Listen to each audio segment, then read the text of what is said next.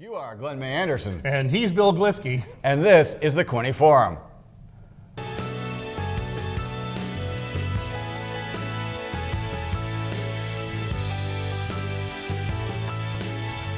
Welcome back to the Quinte Forum here on YourTV Quinte. I'm one of your hosts, Bill Glisky. I'm one of your other hosts, Glenn May Anderson. Thank you for joining us. If you're just joining us, this is our brand new show that we've launched on YourTV this year. And joining us around the horseshoe, which may look a little familiar, we have from the Belleville Chamber of Commerce, Jill Raycroft. From the city of Belleville, Mr. Mark Coyle. From Doug's Bicycle, not just cycles. And an old friend of the show, the show's predecessor, Mr. Edgerton Boyce, is here. Yeah, thanks so much for coming today. And so we want to move things along now to talk about water, which is, I think, a favorite subject of people who live in Thurlow and along the lakeshore and what have you. $20 million in 16 years, and they decided to replace Plan 1958, which is how they let all the water out of Lake Ontario, and they come up with Plan 2014. So let's go 16 years, $20 million, and since 2017, flooding. They've changed some of the statistics, they've changed how they do their outflows, they don't start. It's a mess. Now, there are some environmentalists who are saying, well, no, this is what we have to do. You look at the Moira River today, it's completely dry, but you've got Lake Ontario that is a foot higher than it was last year at this time. Closer to 2, isn't it? Yeah. 20 inches. And it's just, so it's a bit of a mess. So I wanted to talk to you about this, Ed, because it's, I know the environment's something near and dear to your heart, active transportation as well. What's going on here? Why is this happening, and what is it that we can do about it? We understand there are environmental issues and there's been a lot of rain, but this can't go on. It's costing billions of dollars. You're absolutely right. It is costing communities all around, including the Quinte area, billions of dollars in terms of costs. Like 1958, they let the water out. Here with the 2014, we're finding that I remember Tasso and I, every single day we would put on hip waders and we'd go down South George, South John Street and talk to the residents. And we were told then, it's 100-year flooding, this and that, and we see it this year. Next year, we're predicting higher than normal water levels on the lake. It's great to see Mitch and the fellow mayors in the communities getting together and saying, we can't allow this to happen anymore. Municipalities can't have it. We go and look at the effects of tourism alone when we look at the sandbanks, and different places in the county that really have been affected by this. Belleville was hit somewhat, but we look at our neighbors and all along Lake Ontario.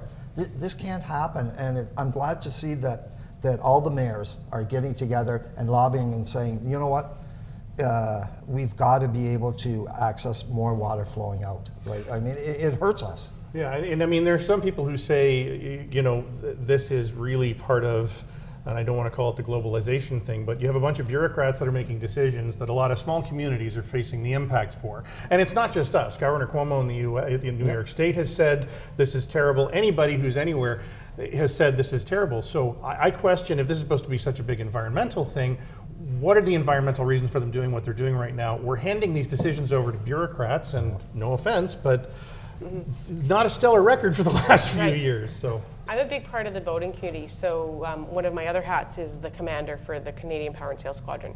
And so we hear from our community what those water levels are being impacted and why they are. And it seems like everybody's pretty quick to lay blame, and there are about 17 different people who are responsible. So we're finding out where that comes from, but it has kind of boiled down to the IJC 2014. Mm-hmm. So where does this mean we need to change it? Some people will say, well, it's because they want to keep the fish stocks up in the rivers up north. Some people will say it's about something else. But it doesn't just extend Lake Ontario. Like, this is happening. It impacts the Muskokas. It impacts the St. Lawrence River in a huge way. What Cuomo was commenting on there in terms of New York State is they can't have a speed limit more than 5 miles per hour because it's eroding the shoreline. That's right. So this is huge for the shipping channel. So if you can't move freight along the St. Lawrence Seaway faster than 5 miles an hour, what does that mean? So this is so much bigger than just sandbanks. It's so much. Boathouses are falling into water. Like, there is so much damage beyond what we can see here. Like, okay, we had to move the Midway for waterfront. That was bad enough. but what else is happening is huge. So this is far beyond. And interestingly enough, the Moira, our worst year was 2016. 2017 was the year of the lake. So and we're not impacted at all by that kind And of that's thing. one of the things the mayors noted when they had their meeting yesterday, Tuesday, was how can we have Lake Ontario 20 inches higher and the Moira River in near drought conditions if it's the environment? Yeah, especially if they say, well, this is designed to repopulate the marshes and make the marshes full of water. And Tyler, I wanted to ask you, I mean, this is something that affected you directly. You were one of the pop-up shop owners, and you were supposed to be... I didn't know anyone had heard about that. ladies and gentlemen, you can get your sticks and meet us outside. No, but you had one of the pop-up shops, and then you're relocated from where you are down on the lakeshore. The trails, the bike trails all down there are covered up for half the summer, 3/4 of the summer, until people were allowed to get back down there. Yeah. And it was a great idea to have the pop-up shops, but they were supposed to be in Zwicks. They were supposed to be down there. Well, they were supposed to be at Victoria Harbour. Victoria Harbour. Now they're up at what I call Pirate Ship Park, but that's just because I had kids one time and that was that. But how has that affected you, and how do you see it as someone who, again, there are a lot of younger people who say, well, you older folks, you've created all this environmental problem for us today, we're having to deal with it. This affects your business, this affects your future. What do you think about what's going on with all this flooding as well? Yeah, I mean, luckily I'm young enough and poor enough that I don't live on the waterfront, so I've been safe from any sort of home damage. But this pop-up was my first glimpse at waterfront property. I was really excited. We're going to be, first we talked about Freestone Point, and then we talked about Victoria Harbour. And both of those locations for portions of the summer would have been underwater and very difficult to access. And now we're looking at a 2020 prediction of even higher levels. So in terms of where we're going to locate this in the coming years, it's really going to be a struggle because we want to drive people to our waterfront. We have more waterfront than most towns of our size, particularly in this geographic area, and we want to really put that to use and draw tourism down there. But the problem is we're getting much more waterfront than we would like right now. It's continually creeping in. So I don't know what the answer is in terms of where to put it. I think Zwicks would have been a great idea. Perhaps we float them down the river. There's options being experimented with, but it is going to be a problem. And of course, we're the small end of the problem. But the greater scope of things, as Jill is saying, things like freight passages, people's homes that are located on the water. This is going to be a major issue, and it's going to be billions of dollars. So we really need to get a handle on this as best we can. And I think you're right. The small municipalities are going to bear the brunt of this, and we should have much more say in what's going on. Because if this continues to happen, it's going to affect waterfront development in this area on an ongoing basis. And we should point out, when we're talking about the mayor's conference or mayor's event a couple days ago, Steve Ferguson is the mayor of Prince Edward County. 500 kilometers of waterfront. Yeah. We have a long waterfront. I think it's 50-something kilometers. The entire county is waterfront property, so they're getting decimated. And then also Brian Ostrander from Brighton pointed out they've already spent $125,000 repairing flood damage. That's 2% of all the money they bring in from taxation for everything they have to do.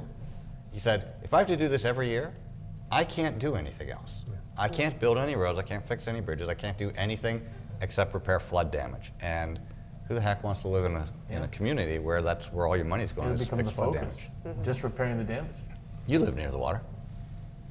Not on the water. Near the water? Near On the the water. I can see the water. You can see the water. Yes.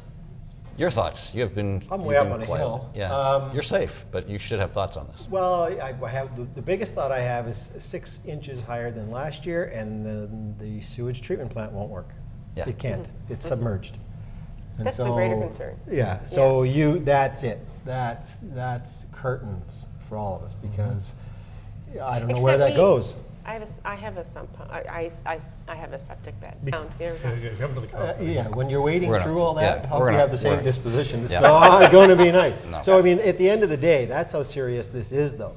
We can't. I mean, it's one thing to have property damaged. It's another thing for the sanitary system to no longer function in a community like ours. I mean, you can't even comprehend it. The sanitary system is compromised. That changes everything. That means the health of the community has now been Yes, compromised. everything comes back. And so, if it even approaches that, someone will have to make something serious. And I know, we have conversations, and they're somewhat casual, but at what point does some individual take matters into their own hands and try to open that gate.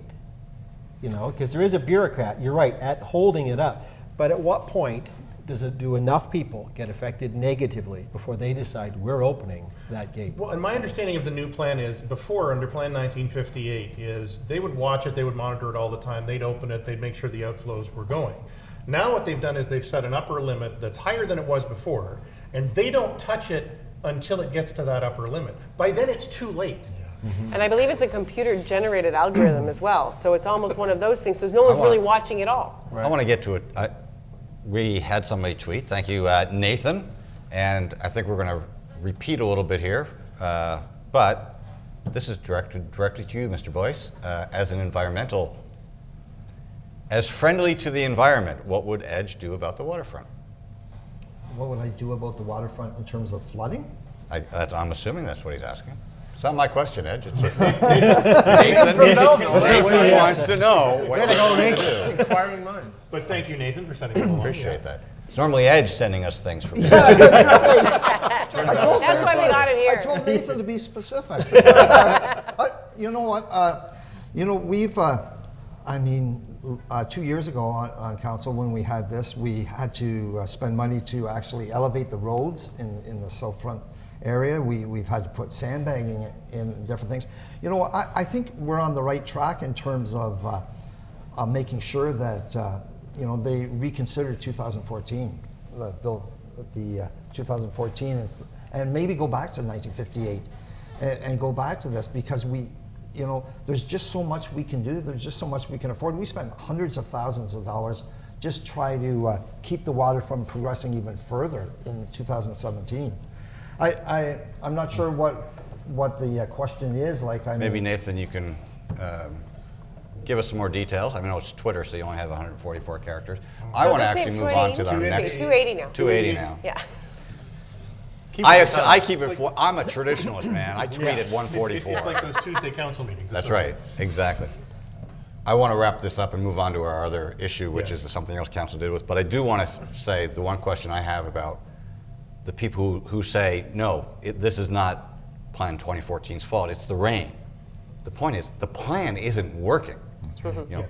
You have a lot of rain. It still means the plan isn't working, so just change the plan. Yeah. I mean, maybe 1958 wouldn't have worked either. Okay, then you need to come up with something new.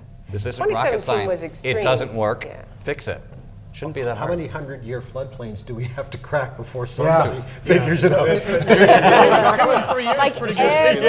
every different area, the flooding across the country is phenomenal. Like, there are so many different areas being impacted every year. So obviously something's wrong. Whereas we have the Moira right now, and I mean, if you look at it, and every fall the salmon run upstream.